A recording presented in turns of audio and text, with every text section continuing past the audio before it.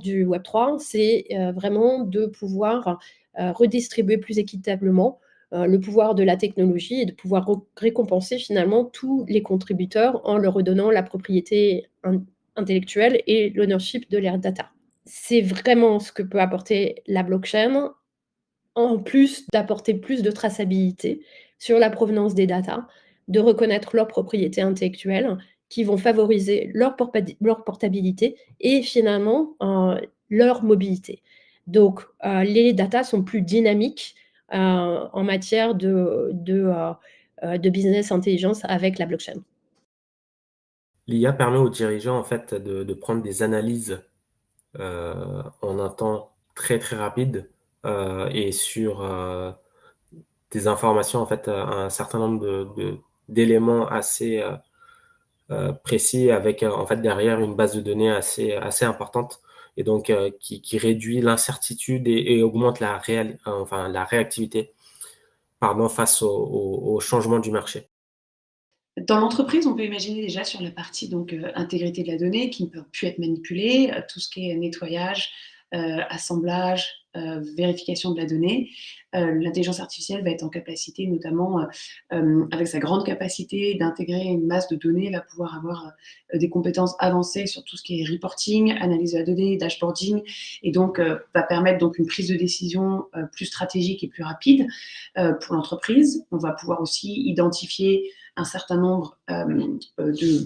d'éléments de surstockage ou de nettoyage de la donnée qui va donc permettre de garantir l'efficacité et la fluidité de ces flux dans sein de l'entreprise. Et puis pour la partie plus marketing ou business intelligence, on va pouvoir avoir accès à une donnée en temps réel analysée par l'intelligence artificielle qui permettra donc d'identifier des comportements ou d'anticiper des tendances de façon beaucoup plus volumétrique, à plus grande échelle et de façon beaucoup plus rapide qu'aujourd'hui. Et sur la partie aussi gestion du contenu, gestion de l'intégrité de la donnée, gestion des droits numériques, on va pouvoir plus rapidement gérer cette donnée, garantir évidemment un utilisateur en face d'un contenu, préserver et protéger ces contenus avec des droits numériques et associés à une identité digitale. On va pouvoir empêcher tout ce qui est manipulation, lobbying, avec évidemment l'obligation de vérifier une adresse IP, un compte,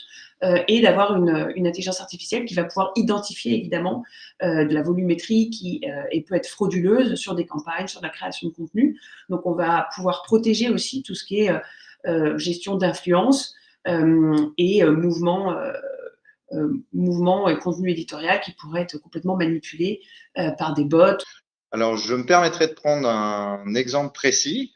sur une question notamment délicate. Ici, par exemple, dans la compagnie dans laquelle je travaille,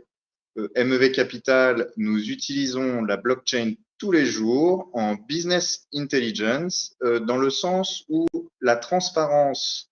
et la pseudonymisation de la blockchain permet de constituer énormément de recherches et de data pour ce qu'on appelle le market watch. Donc, c'est le suivi de marché, le suivi des compétiteurs qui peuvent faire comme nous, le suivi d'un service stratégique que vous souhaitez soit recopier ou soit comprendre en fait leur manière de fonctionner. Le fait que la blockchain soit très transparente, sans savoir forcément qui est derrière, il est très facile de rétro-ingénierer n'importe quel flux qui sont settled, réconciliés sur la blockchain. Et ainsi, donc, pour la business intelligence, le fait de trouver un acteur, un pair, qui a un business similaire au nôtre,